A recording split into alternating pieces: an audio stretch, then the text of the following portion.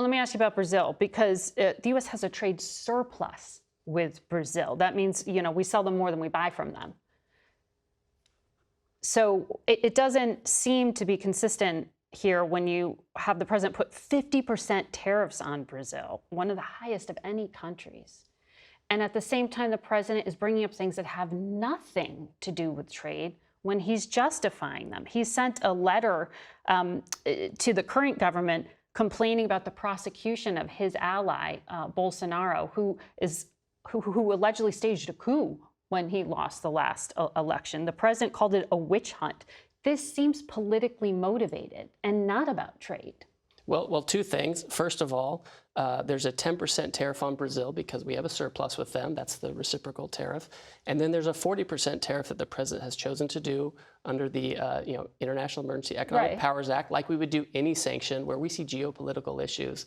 The president has seen in Brazil, like he's seen in other countries, a misuse of law, a misuse of democracy, what one might call lawfare. It is normal to use these tools for geopolitical issues. I mean, sanctions, we've been using them for years with all kinds of countries. You view tariffs and sanctions as the same? They're just different in degree. I mean, tariffs are actually lighter than a sanction. A sanction, you're cutting off a country from your financial system. You're prohibiting trade with them. A tariff, you're allowing trade. You're just putting a fee on it. It's a lesser step than sanctions. You have moved far away from dealing with the deficit. Now you are talking about politically motivated trade actions here. I mean, the president sent a letter to President Lula saying the tariffs are due in part to Brazil's insidious attacks on free elections. He also, at the same time, sanctioned the Supreme Court justice overseeing Bolsonaro's trial. Why are you trying to influence a criminal trial of an ally of President Trump?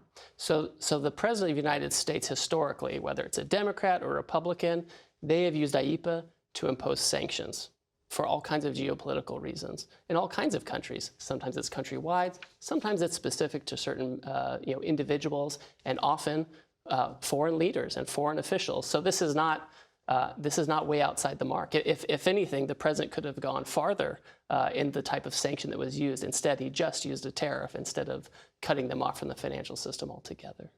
So you were fully on board with it, it sounds like. With the president of the United States, my boss, of course I am. But with intervening in criminal trials? When the president trade policy. When the president sees lawfare going on, he's going to impose a sanction under IEEPA that's been delegated by Congress. That's his job as the president. He's elected to assess the foreign affairs situation in the United States and take appropriate action. There's just no question that it's both, from a legal perspective, it's completely permissible, and from a policy perspective, that's what he's elected to do.